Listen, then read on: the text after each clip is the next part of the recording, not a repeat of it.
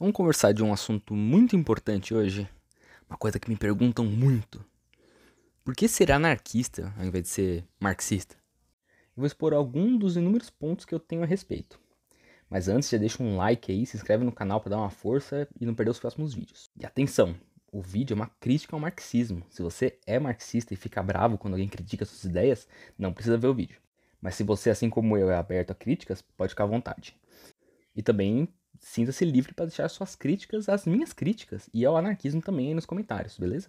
Então vamos lá. Você já conseguiu perceber que o Estado existe para manter o privilégio dos capitalistas? Já percebeu que você não vale nada para os detentores do poder e que eles estão pouco se fudendo se você tem onde dormir ou o que comer hoje? É o pior, eles esperam que você passe fome. Porque quanto mais gente passando fome, mais gente desesperada por aí, mais absurdas vão ser as condições que as pessoas vão estar dispostas a aceitar. E você também já percebeu o quanto que eles investem pesado em propaganda para lavar a mente da população, para transformar todo mundo ou em isentão ou em liberal. E também já percebeu que não existe mudança real pela democracia liberal. Agora que você já está ligado nesse jogo sujo, você pode escolher a sua estratégia. O reformismo, né, obviamente, não funciona e você já sabe disso. Então você quer radicalizar. E você encontra uma bifurcação ali na frente, que é o marxismo e o anarquismo. Então vou te explicar por que não seguir pelo marxismo. Bom, para começar, né, se você busca o fim da exploração, você tem que saber que o marxismo não se propõe a acabar com a exploração em si. Ele se propõe a acabar com a exploração da burguesia. Como assim, né? O plano marxismo é destruir o Estado burguês vigente a partir de uma revolução e em seguida instaurar o Estado do proletariado, expropriar todas as propriedades privadas e estatizar tudo. Então você vai estar tirando a classe dominante burguesa, mas você vai estar colocando outra classe dominante no lugar, que vai ser a classe estatal, basicamente. Eu sei que a classe burguesa visa o lucro pessoal e tal, enquanto o Partido Comunista deveria visar o bem comum. Mas aí começam alguns problemas. As classes dominantes nunca vão querer abrir mão de seus privilégios. E o poder que vem com o Estado poderoso e centralizado não é menor que o dos burgueses. Na verdade, é maior. E com a desculpa de manter a revolução, eles não só podem, como eles eliminam opositores dentro do próprio partido, como fizeram com o Trotsky, por exemplo, na União Soviética.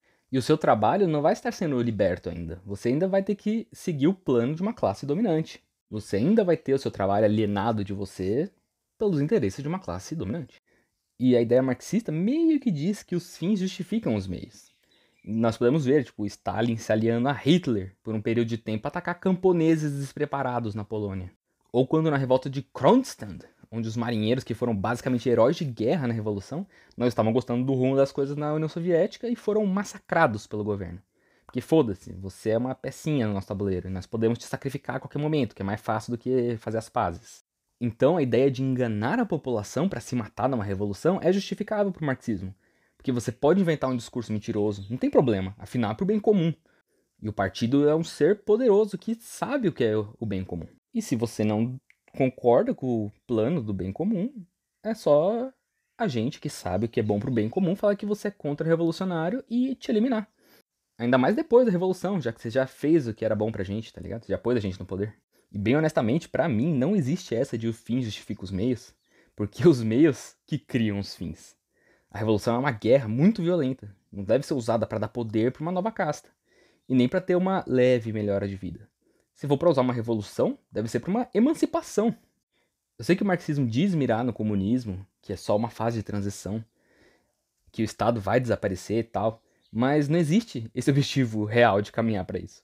A classe dominante vai querer proteger seus interesses, e ela vai literalmente te matar se precisar para proteger os interesses dela, porque para ela é só dizer que você é contra-revolucionário, mesmo se você estiver advogando por emancipar todo mundo. O estado de transição ele é eterno.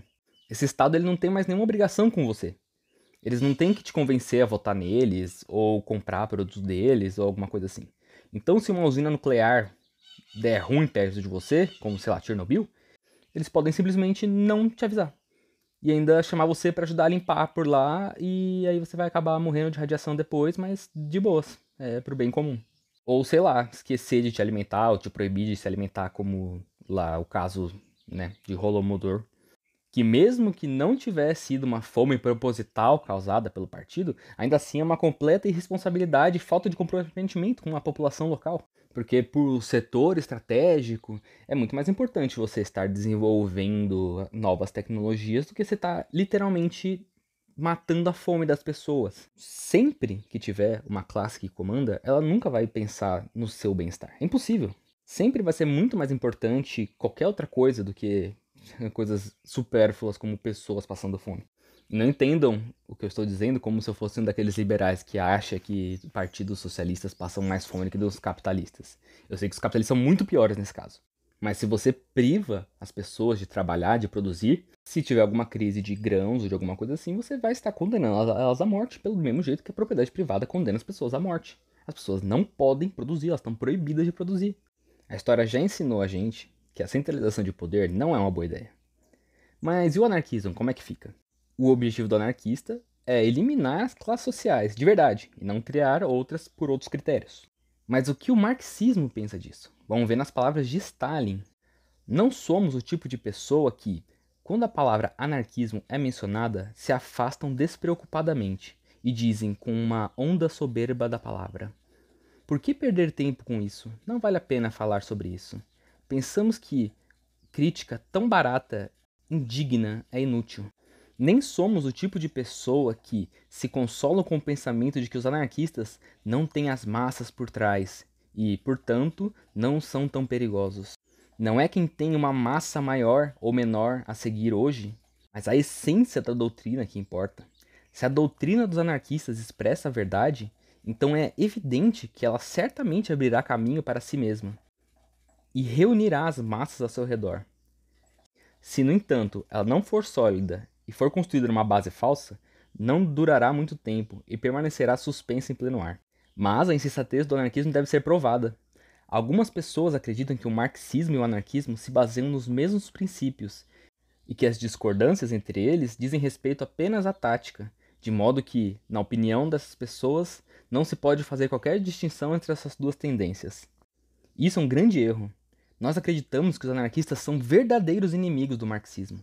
Por conseguinte, também defendemos que uma luta real deve ser travada contra inimigos reais. Joseph Stalin em Anarquismo e Socialismo, de 1906. Stalin não sabia e nem queria saber se o anarquismo era a solução. Ele só queria acabar com os anarquistas.